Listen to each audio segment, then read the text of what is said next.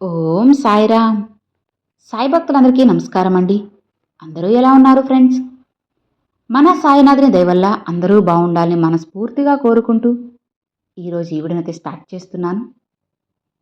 ఇక ఈరోజు వీడియోలో బాబాగారు మనందరి కోసంగా ఎలాంటి సందేశాన్ని తీసుకొచ్చారంటే, తల్లి నన్ను తలుచుకొని ఈ మూడింటిలో ఒకటి తాకు బిడ్డ. నీకు రాబోయే శుభవార్త ఏంటో స్వయంగా నీ సాయి మాటల్లోనే తెలుసుకో. అస్సలు వదులుకోవద్దమ్మా. జాగ్రత్తగా నీ బాబా పంపే సంకేతాన్ని, సందేశాలను విన్నావు అంటే జీవితం ఖచ్చితంగా మారుతుంది. నీ బాబా మారుస్తారు కదా.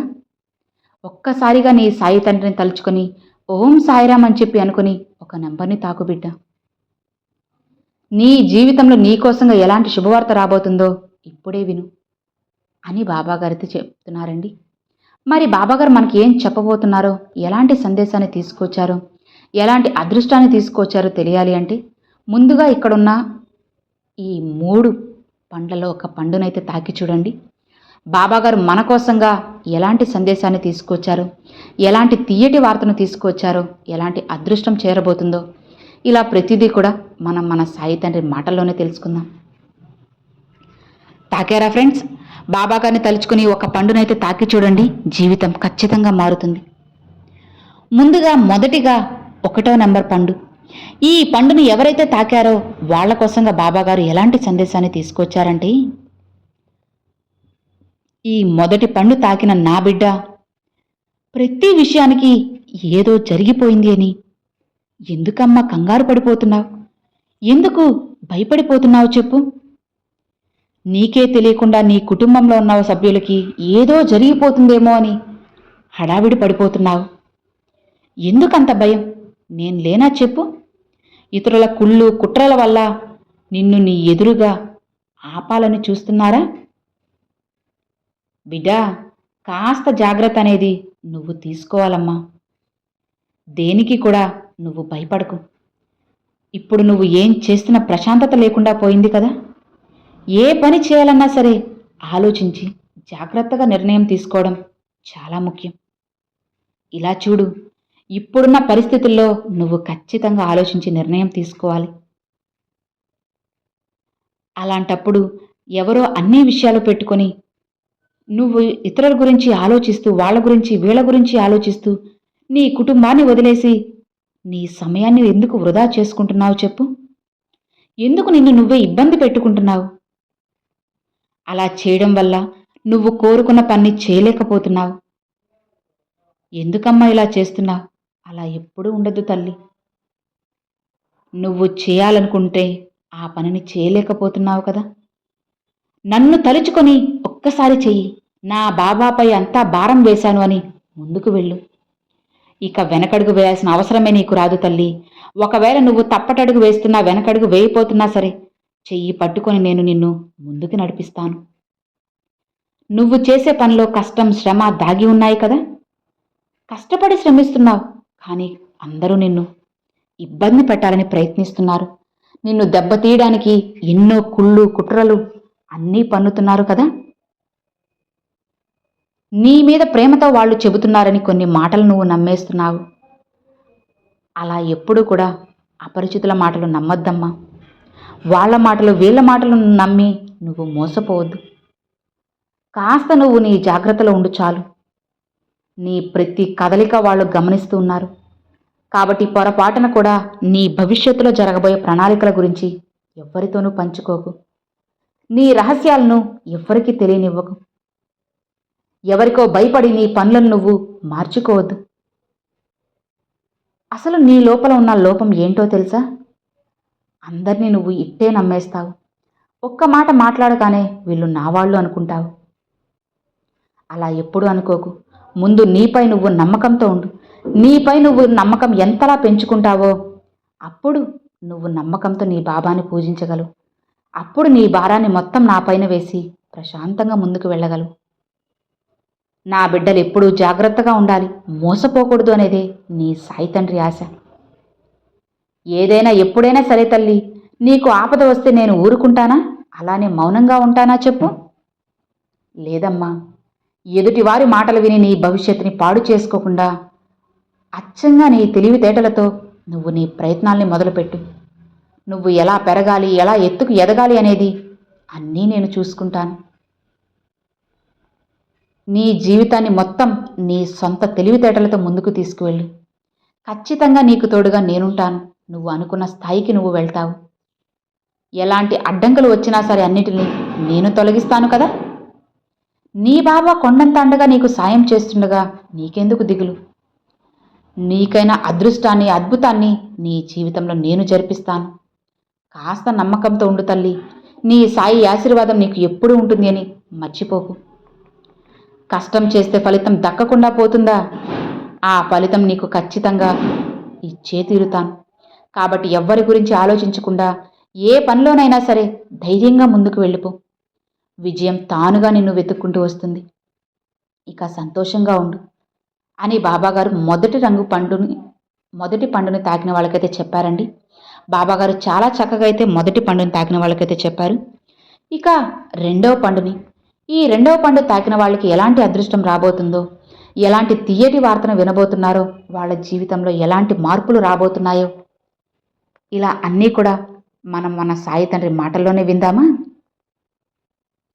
బాబాగారు ఏం చెప్తున్నారు అంటే, ఈ రెండవ నంబర్ తాకిన నా బిడ్డ, ఇప్పుడు నీ బాబా నీకు అందిస్తున్న వాక్కుని విను. ఈ మాట నీకోసం, నీకున్న సమస్యల కోసం, నీకున్న చిక్కులకు ఎన్ని పూజలు చేసినా, ఎన్ని ప్రార్థనలు పెట్టినా, ఎన్ని మొక్కులు మొక్కినా, ఎన్ని యాగాలు యజ్ఞాలు చేసినా ఏది కూడా నెరవేరడం లేదని, కాస్త కూడా జీవితం ముందుకు వెళ్ళడం లేదు అని ఎంతగానో కుమిలిపోతున్నావు కదా. నిన్ను నమ్ముకున్న వారికి ఎలా అన్యాయం చేయాలనేది నీకు అస్సలు రాదు, తెలియదు కూడా. ఎవరు నీకు అన్యాయం చేసినా సరే వాళ్ళు బాగుండాలని కోరుకునే మంచి మనసు నీది. అలాంటి నీకు అన్యాయం జరుగుతుందా చెప్పు? బిడ్డా, పూట గడవడానికి ఇప్పుడు చాలా కష్టంగా ఉంది కదా. అలాంటి కాలం మార్చాలి అని నన్ను ప్రార్థిస్తున్నావు కదా. సరే అమ్మా, ఖచ్చితంగా మారుస్తాను. నీ బాబా నీకు దారి చూపకుండా ఉంటానా చెప్పు? నీ సాయి నీకోసంగా ఎప్పుడూ కాచుకుని ఉన్నారు. నువ్వు ఏం చేసినా నష్టమే ఎదురవుతుంది అని భయపడుతున్నావు కదా. ఎందులోనూ నాకు విజయం రావడం లేదు అని నిరుత్సాహపడుతున్నావు కదా. అలా ఎప్పుడూ కూడా ఉండకు తల్లి. ఎందుకు రాదు చెప్పు? కష్టాన్ని నమ్ముకున్న నా బిడ్డకి కష్టం అనేది ఎందుకు ఎదురవుతుంది? సంతోషం ఖచ్చితంగా వస్తుంది. నీ బాబా నిన్ను చూస్తున్నారు, నీ వెంటే ఉన్నారు, నిన్ను గమనిస్తూ ఉన్నారమ్మా. అలాంటిది నిన్ను నడి సముద్రంలో ఎలా వదిలేస్తాననుకుంటున్నావు చెప్పు? ఎప్పటికీ నిన్ను వదలను. నీకు కావలసిన అద్భుతమైన కాలాన్ని ఇచ్చే వరకు నేను నిన్ను వదిలిపెట్టను తల్లి. పిల్లలు ఏది అడిగితే అది ఇవ్వకపోయినా సరైన సమయంలో వాళ్ళకి ఇవ్వాల్సిన సమయానికి తల్లి ఖచ్చితంగా ఇస్తుంది. అలానే బిడ్డ, నేను కూడా నీ తండ్రి స్థానంలో ఉన్నాను. నీకు ఎప్పుడు ఏం కావాలన్నా ఆ సమయానికి నువ్వు అడగకపోయినా నేను అందిస్తాను. ఏం తోచక అయోమయ స్థితిలో ఉన్నావు కదా. పాపకర్మలన్నీ కూడా నీకు ఎంతగానో దెబ్బ కొడుతున్నాయి కదా. ఆ సమయంలో నువ్వు భయపడాల్సిన అవసరం లేదమ్మా. ఎందుకంటే పాపకర్మలంటూ ప్రతి ఒక్కరికి ఉంటాయి. కష్టాలు లేని జీవితం అంటూ ఎవరికుంది చెప్పు? కానీ ఆ కష్టాలను ఎలా ఎదుర్కోవాలో ఆలోచించే శక్తి, సామర్థ్యాలు ఉంటేనే జీవితాన్ని ముందుకు నడిపించగలవు. ఆ ఆలోచన శక్తి, సామర్థ్యాలు నీలో ఉన్నాయి. నీలో పూర్తిగా నేను అవి నింపేశాను. కాబట్టి వాటిని ఏమాత్రం కూడా వదులుకోవద్దు తల్లి. నీకంటూ సొంతంగా ఆలోచించే శక్తిని నేను నీకు అందించాను కదా. మరి అది ఎందుకు వృధా చేసుకుంటున్నావు? నీకంటూ ఒక సొంత ఆలోచనలు ఉంది, నీకంటూ కొన్ని ప్రణాళికలు ఉన్నాయి, నీకంటూ ఒక ఐడియా ఉంది, నువ్వు ఏం చేయాలి, ఎలా ఉండాలి అనేది. అవన్నీ వదిలేసి వాళ్ళు ఇలా చెప్పారు, వీళ్ళలా చెప్పారు అని చెప్పి అవే చేస్తాను అంటే ఎలా చెప్పమ్మా? అలా ఎప్పుడు కూడా ఉండకు. నీకు ఏదైనా నువ్వు చేయాలనుకున్న పనిలో నీకు కాస్త సందేహం కలిగినా సరే నీ బాబాని అడుగు. చీటీల ద్వారా నేను నీకు ఖచ్చితంగా సమాధానం ఇస్తాను. మనసు అలజడిగా ఉందా? గుడికి వచ్చి నీ బాబాని దర్శించుకో.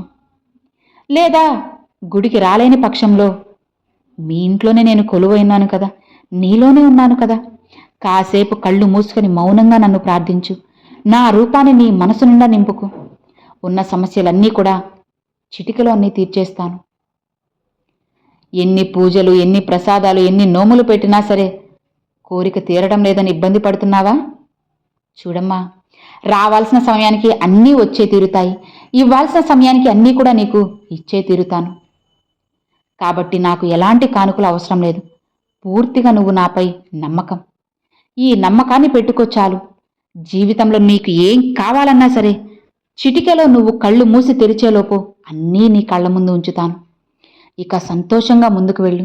నీ బాబా ఉన్నారు కదా, అన్నిటినీ జరిపిస్తాను అని బాబాగారు 2వ నెంబర్ పండును తాకిన వాళ్ళకైతే చెప్పారండి. ఇక ఆఖరిగా 3వ నెంబర్.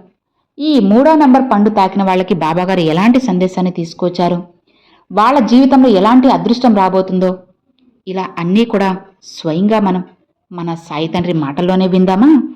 నన్ను నమ్మి ఈ పండును తాకిన నా బిడ్డ, ఇలా చూడు, నీకు ఇప్పటి నుంచి ఇక అన్నీ కూడా శుభాలే, అన్నీ కూడా అద్భుతాలే నీ జీవితంలో జరగబోతున్నాయి. ఎవరైతే నిన్ను ఏమాత్రం కూడా కాస్త రవ్వంత కూడా అర్థం చేసుకోకుండా ఉన్నారో ఇక వాళ్ళందరూ కూడా నీ ప్రేమను గుర్తించి నువ్వే కావాలని నిన్ను వెతుక్కుంటూ వస్తారు.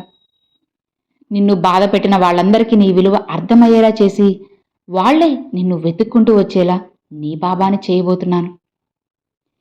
ఇవన్నీ ఎందుకు చేస్తున్నానో తెలుసా? నీ మంచి గుణం వల్ల, నీ మంచి మనసు వల్ల. అసలు నీలో నాకు నచ్చింది ఏంటో తెలుసా అమ్మా? ఓర్పు, సహనం. ఇవి రెండే నన్ను ఎంతగానో ఆకట్టుకుంటున్నాయి. ఈ రెండే నన్ను నీకు బానిసలా అయిపోయేలా చేశాయి. ఒక విజేతకు కావలసిన లక్షణాలన్నీ కూడా నా బిడ్డలో ఉన్నాయి. ఎవ్వరు నిన్ను బాధ పెట్టినా సరే ఎవ్వరిని ఏమీ అనవు. ఓర్పుతో, సహనంతో ముందుకు వెళ్ళిపోతావు. కాస్త చిరునవ్వుతో నవ్వి ముందుకు వెళ్ళిపోతావు. అందరినీ క్షమించుకుంటూ వెళ్తావు. అందరూ బాగుండాలి అని ప్రతిరోజు నా దగ్గర ప్రార్థన పెడతావు. బాబా, వాళ్ళు నన్ను అలా అన్నా ఇలా అన్నా సరే వాళ్ళని ఏమాత్రం శిక్షించకు. వాళ్ళు కూడా సంతోషంగా ఉండాలి బాబా. వాళ్ళకంటూ కుటుంబం ఉంది కదా, వాళ్ళకంటూ కొన్ని బాధ్యతలు ఉన్నాయి కదా, వాళ్ళు కూడా నాలాంటి మనుషులే కదా, వాళ్ళని క్షమించేసే బాబా, వాళ్ళు ముందుకు వెళ్ళేలా చూడు అని వాళ్ళు కూడా హాయిగా ఉండాలని కోరుకుంటావు. అందరినీ నమ్ముతావు. అందరూ బాగుండాలని కోరుకుంటావు. ఎవరు ఏం చేసినా సరే, నిన్ను ఇబ్బంది పెట్టినా సరే, సరేలే ఏముందలే, వాళ్ళెలా ఉన్నారోలే, వాళ్ళ పరిస్థితి ఏంటోలే అని అన్నీ సర్దుకొని పోతావు. ఇది నీలో నాకు నచ్చే ఒక మంచి గుణమమ్మా. ఇంత ఓర్పు గల నా బిడ్డను నేను ఎలా కష్టపెట్టుకుంటాను, ఎలా బాధ పెడతాను చెప్పు? నా అనుకునే వాళ్ళు ఎప్పుడూ కూడా బాధపడకూడదు. నువ్వు నా బిడ్డవి తల్లి. నా బిడ్డ బాధపడుతుంటే నేను ఎలా చూస్తానో చెప్పు? నా బిడ్డలో ఒక అద్భుతమైన గుణం ఉంది. నీలో నాకు నచ్చే గుణం కూడా అదేనమ్మా. ఎంత కష్టం కలిగినా సరే ఎదుటివారి చెడు కోరుకోకుండా ఉంటావు. వాళ్ళు మంచిగా ఉండాలని అనుకుంటావు. అది భగవంతుడికి దాసోహంగా కలిపే ఒక అద్భుతమైన గుణం. అందుకే బిడ్డ, నీ భక్తి అనేది నాకు చాలా చాలా నచ్చింది. అందుకే నిన్ను పూర్తిగా నా బిడ్డగా నేను స్వీకరించేశాను. నువ్వు ఎక్కడ ఉన్నా, ఎలా ఉన్నా, ఎలాంటి ఆపదలో ఉన్నా నిన్ను నేను రక్షించుకుంటున్నాను. నీలో ఉన్న ప్రతి గుణం కూడా నీ బాబా నీకు ఆశీర్వదించిందే తల్లి. నీ సాయి అనుగ్రహంతోనే అన్నీ జరగబోతున్నాయి. నేను నీతో ఎప్పటికీ ఉంటానమ్మా. నీ బాబా నీ చెయ్యి ఎన్నటికీ విడువరు తల్లి. నువ్వు ఏమీ నన్ను అడగవు. అలాంటిది ఇప్పుడు ఒకటి కోరి కోరి అడిగావు. అది తీర్చకుండా ఉంటానా? నువ్వు నా దగ్గర ఆశగా అడిగింది నెరవేర్చకుండా ఉంటాను? నీ భవిష్యత్తు కోసమే కదా నువ్వు నన్ను అది అడిగావు. అది తప్పకుండా చేసి పెడతాను. నీ జీవితాన్ని మార్చి నీ భవిష్యత్తును నేను తీర్చిదిద్దుతాను. నిన్ను బాధ పెట్టిన వాళ్ళు వాళ్ళ తప్పు తెలుసుకొని నీ దగ్గరకు వచ్చి క్షమించమని అడిగేలా చేస్తాను. వాళ్లే స్వయంగా నీతో మాట్లాడేలా చేస్తాను. నీతో ఉండేలా అనుగ్రహిస్తాను. నీ కష్ట సమయంలో ఎవరున్నా లేకపోయినా సరే నీ బాబా ఎప్పటికీ కూడా నీతోనే ఉంటారు అని మర్చిపోవద్దమ్మా. సాయి అని పిలిచే ఒక్క పిలుపుతో, ఆ ఒక్క నామంతో నేను నీ ముందు వాలిపోతాను. నీ కళ్ళ ముందు నిలబడతాను. నీ బాబా నీకు అండగా ఉన్నంత వరకు నిన్ను ఎవ్వరూ ఏమీ చేయలేరు అని తెలుసుకో. ఎలాంటి చెడు గాలి కూడా నిన్ను సోకదు అని గుర్తుపెట్టుకో. నిశ్చింతగా ఉండు. సంపూర్ణంగా పరిపూర్ణంగా నీ సాయి ఆశీర్వాదం నీకు ఉండగా నీకు దిగులెందుకు, కంగారెందుకు బిడ్డ? నువ్వు ఏమైతే చేయాలి అనుకుంటున్నావో అది నిశ్చింతగా చేసేసే. ఖచ్చితంగా నీ జీవితాన్ని నేను మారుస్తాను. ఇక నువ్వు భయపడాల్సిన అవసరం లేదమ్మా, బాధపడాల్సిన అవసరం అంతకన్నా లేదు. ఇక సంతోషంగా ప్రశాంతంగా ఉండు అని బాబాగారితో చెప్తున్నారండి అని బాబాగారు 3వ నెంబర్ పండు తాగిన వాళ్ళకైతే చెప్పారు. విన్నారు కదండి, బాబాగారు చాలా చక్కగా 1వ నెంబర్, 2వ నెంబర్, 3వ నెంబర్ పండ్లు తాగిన వాళ్ళకి ఈ విధంగా అయితే సందేశాన్ని తీసుకొచ్చారు. మరి ఈ రోజున బాబాగారు తీసుకొచ్చిన ఈ సందేశం మీ అందరికీ ఎంతో బాగా నచ్చింది అనుకుంటున్నాను. అలానే మీరు ఈ మూడింటిలో ఏ పండు చూస్ చేసుకున్నారు? 1, 2, 3 ఈ మూడింటిలో ఏది చూస్ చేసుకున్నది నాకు తప్పకుండా కామెంట్లు అయితే షేర్ చేసుకోండి. అలానే ఓం నమ శివాయని కూడా కామెంట్లు అయితే షేర్ చేసుకోండి ఫ్రెండ్స్. ఈ వీడియో నచ్చినట్లయితే ఒక చిన్న లైక్ చేయండి, మీ ఫ్రెండ్స్ అండ్ ఫ్యామిలీ మెంబర్స్కి షేర్ చేయండి. ఫస్ట్గా మన ఛానల్ చూసారు సబ్స్క్రైబ్ చేసి సపోర్ట్ చేయండి friends. Thanks for watching. Om Sairam.